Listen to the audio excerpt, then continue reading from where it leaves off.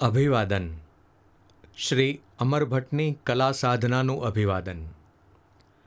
સૂર અને શબ્દનો સથવારો જેમને માં સરસ્વતીની પ્રસાદી રૂપે મળેલ છે તેવા શ્રી અમરભાઈ ભટ્ટનું સન્માન પદ્મભૂષણ ડૉક્ટર ધીરુભાઈ ઠાકર સવ્યસાચી સારસ્વત એવોર્ડથી 27 જૂનના રોજ થવાનું છે તે આપણા સૌ માટે આનંદ અને ગૌરવની ઘટના છે. શ્રી અમર ભટ્ટ એક સફળ વકીલ તો ખરા જ, કિંતુ એ સાથે તેઓ સત્વશીલ સંગીતના ઊંચા ગજાના કલાકાર છે. સવ્યસાચી એવોર્ડને સાર્થક કરનારા તેઓ કવિશ્રી દલપતરામની જેમ રૂડી ગુજરાતી વાણી રાણીના વકીલ તરીકે પોતાને ઓળખાવવામાં ખૂબ ગૌરવ અનુભવે છે. અમરભાઈને વકીલાત અને કલાપ્રીતિ વારસામાં મળ્યા છે. વરિષ્ઠ વકીલ શ્રી નિરંજનભાઈ ભટ્ટ તથા કલાક્ષેત્રે જાણીતી સંસ્થા નુપુર ઝંકારના સ્થાપક શ્રીમતી શાલિનીબેન ભટ્ટના તેઓ સુપુત્ર છે. અસાધારણ શૈક્ષણિક કારકિર્દી ધરાવતા અમરભાઈ 12મા ધોરણની બોર્ડની પરીક્ષામાં પ્રથમ નંબરે આવ્યા હતા.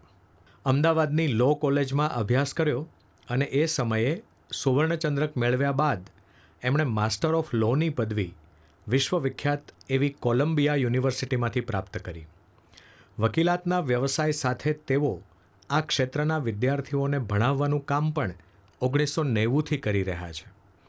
સાહિત્ય અને સંગીતસભર વાતાવરણમાં ઉછરેલા અમરભાઈ કોઈ વ્યાવસાયિક હેતુ વિના કેવળ નિજાનંદ માટે સંગીત અને કાવ્યની પ્રવૃત્તિઓ તરફ આકર્ષાયા હતા.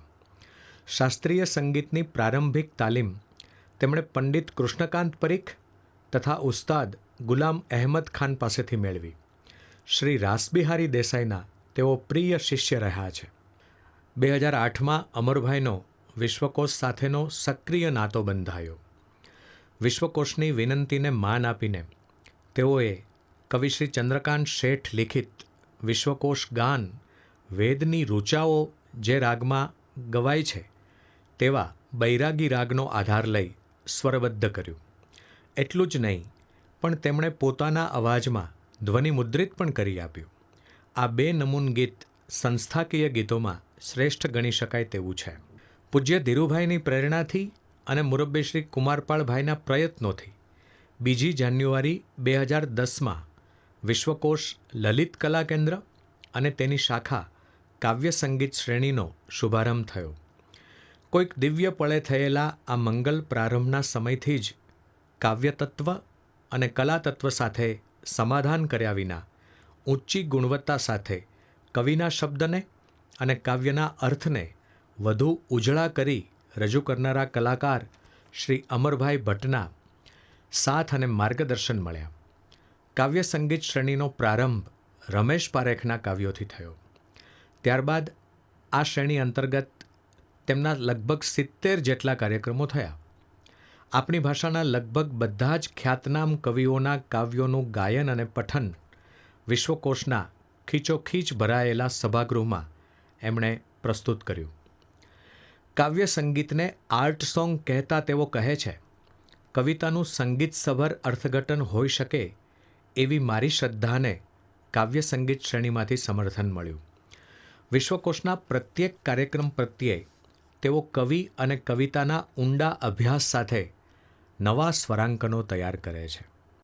આ વિશે તેઓ કહે છે, કંઈક નવી રજૂઆત કરવાની તક મળતી રહે એવા વાતાવરણથી વિશ્વકોશ હંમેશા સ્પંદિત હોય છે. મને હંમેશા એવો અનુભવ થયો કે મારા સ્વરાંકનો વિશ્વકોશમાં પોતાનું હૃદય ખોલે છે. અમરભાઈના દરેક કાર્યક્રમો અંતરથી સમૃદ્ધ કરનારા રહ્યા છે. થોડાકની યાદ તાજી કરીએ તો મુરબ્બી કુંદનિકાબેનની ઉપસ્થિતિમાં થયેલી સાંઈ મકરંદ દવેના કાવ્યોની યાદગાર પ્રસ્તુતિ. એ પછી મરીઝના પુત્રની ઉપસ્થિતિમાં મરીઝની ગઝલોનું ગાન.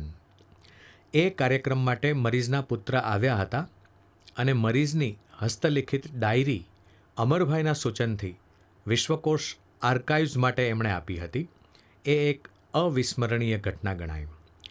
અમરભાઈ જેમનો પ્રેમથી દાદા ગુરુ તરીકે ઉલ્લેખ કરે છે તે પૂજ્ય ધીરુભાઈની ઈચ્છાથી તેમણે કવિશ્રી નાનાલાલના કાવ્યોની રજૂઆત 2013ની 1 ડિસેમ્બરે કરી. પૂજ્ય શ્રી ધીરુભાઈ ઠાકર સહિત સહુ શ્રોતાજનોએ આ કાર્યક્રમ માણ્યો અને ખૂબ વખાણ્યો. નિરંજન ભગત વિશેના કાર્યક્રમમાં શ્રી ભગત સાહેબે કાવ્ય પઠન કર્યું અને અમરભાઈએ એમના કાવ્યોનું ગાન કર્યું.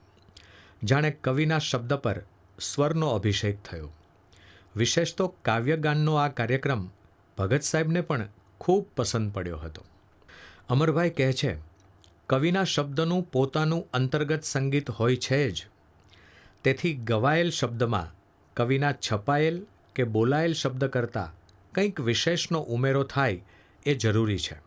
આ કંઈક વિશેષની શોધ એ સ્વીકાર તરીકેની મારી શોધ છે. ગુજરાત વિશ્વકોશ ટ્રસ્ટ એના સ્થાપના દિવસને 3 દિવસના વિશ્વ સંસ્કૃતિ પર્વ રૂપે ઉજવે છે. એ પ્રસંગે શ્રી અમરભાઈ ભટ્ટ ગુજરાતીમાં અનુદિત વિશ્વની અન્ય ભાષાઓની કવિતા ગેય સ્વરૂપે રજૂ કરીને દેશ વિદેશના કવિઓની કવિતાનો ભાવકોને અનુભવ કરાવે છે. Robert Frost, Kathleen Raine, Rilke, Kaifi Azmi, David Harkins, Rabindranath Tagore અને અમૃતા પ્રીતમ જેવા સમર્થ કવિઓના કાવ્યો ભાવકો સુધી પહોંચાડવાનું સાતત્યપૂર્ણ કામ તેઓ અદ્યાપી પર્યંત કરે છે.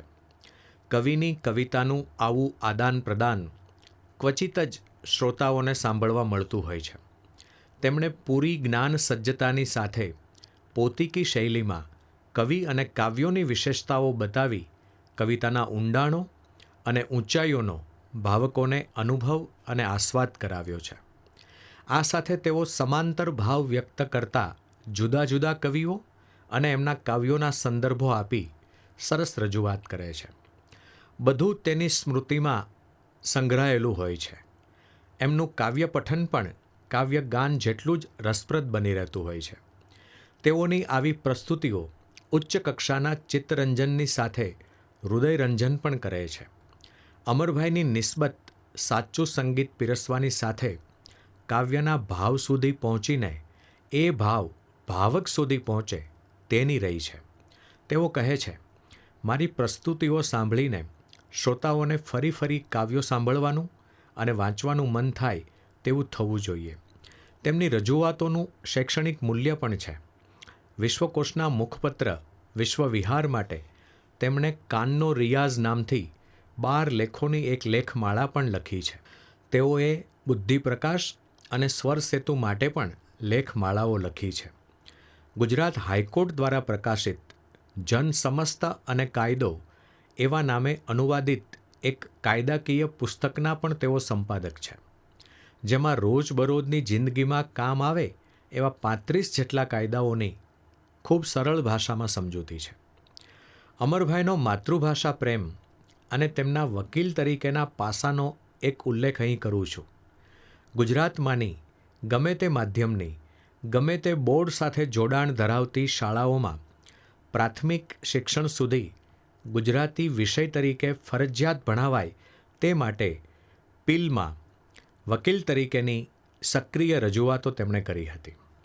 માતૃભાષા જશે તો સંસ્કૃતિ જશે તે ઉમદા વિચાર સાથે આ અંગે વિધાનસભા કાયદો પસાર કરે તેવા પ્રયત્નોમાં પણ તેઓ સહભાગી થયા.